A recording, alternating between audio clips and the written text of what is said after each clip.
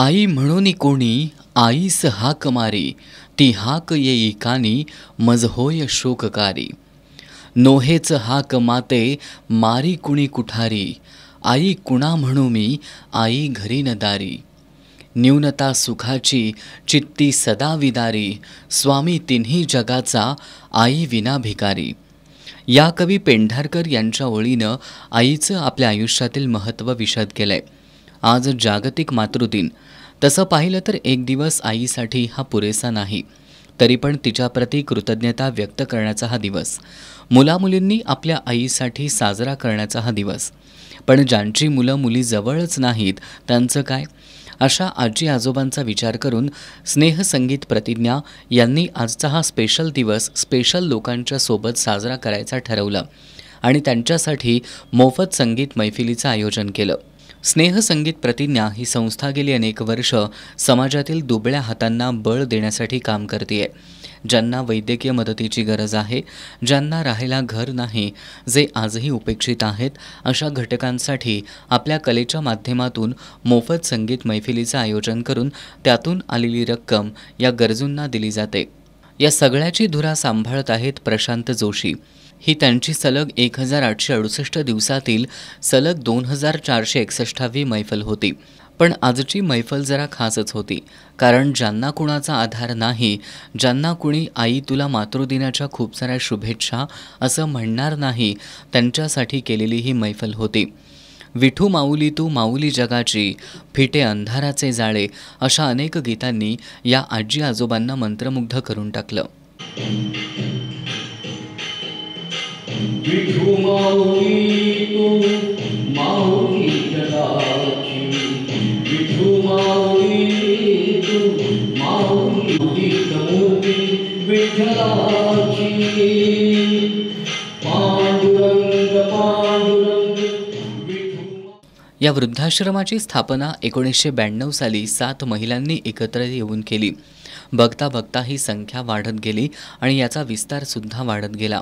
याची खरी संकल्पना ही स्वर्गीय मीनाताई बाळासाहेब ठाकरे यांची. शासनाकडून मिळालेल्या 55 लाखांच्या मदतीत ही वास्तू उभी राहिली.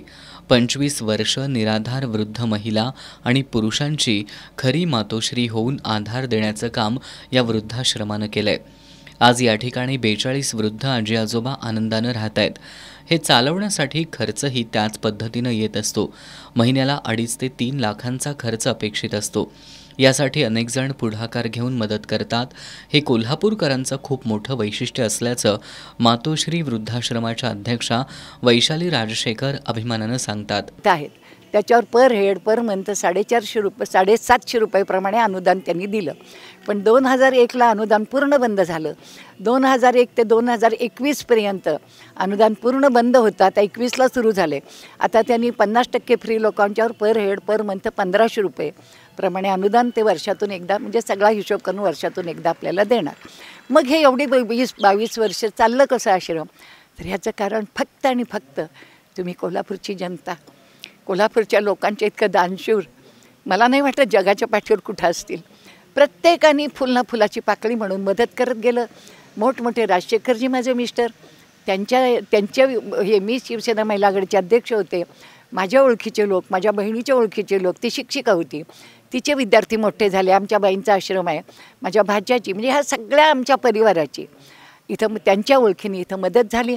तुमच्यासारख्या हजारो लोकांनी 25 वर्ष आम्हाला मदत केली, म्हणून हा आश्रम आज इतक्या चांगल्या परिस्थितीत आहे. या सगळ्यात शासनाकडून येणारी मदत ही तोकडी आहे. हा सगळा डोलारा चालवण्यासाठी खूप मोठं बळ आणि आर्थिक पाठबळाची गरज असते. फक्त मदतच नको, तर अशा आजी आजोबांसोबत काही काळ वेळ जरी घालवला तरी ती देखील एक प्रकारची मदतच आहे. त्यामुळं कोल्हापूरकरांच्या दातृत्वाची गरज आहे. एवढा मोठा हॉल आहे, डायनिंग हॉल आम्ही केला आहे, त्याला लॉन आहे. तर त्या थोडंसं लांब आहे, मला मान्य आहे. पण फक्त आमची एक अट आहे की इथं फक्त पूर्ण व्हेज आहे. आम्ही 25,000मध्ये तो हॉल आम्ही भाड्याने देतो आणि तरीसुद्धा मिळावा तसा प्रतिसाद त्याला मिळालेला नाही. कारण कोल्हापूरच्या लोकांना व्हेज नॉनव्हेज लागतं. इथं स्वामी समर्थ आहेत, माझा जन्म अक्कलकोटचा आहे, त्यामुळे समर्थांनीच हे सगळं चालवलेलं आहे.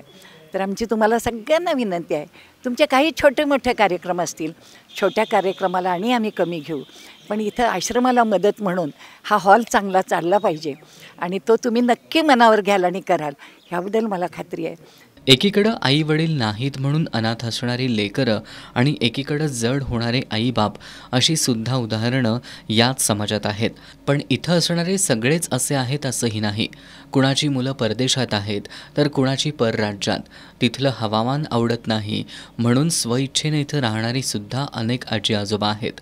मागील 25 वर्षात आलेल्या सगळ्यांची आई म्हणून ही संस्था येणाऱ्या प्रत्येकाची काळजी घेतेय. तिला अजूनही बळकटी देण्यासाठी आता स्नेहसंगीत प्रतिज्ञाप्रमाणे सर्वांनी तिचे हात बळकट करण्याची गरज आहे. याच खऱ्या मातृदिनाच्या शुभेच्छा म्हणता येईल. कॅमेरामॅन सर्वेश उरुणकरसह संगम कांबळे, एस न्यूज कोल्हापूर.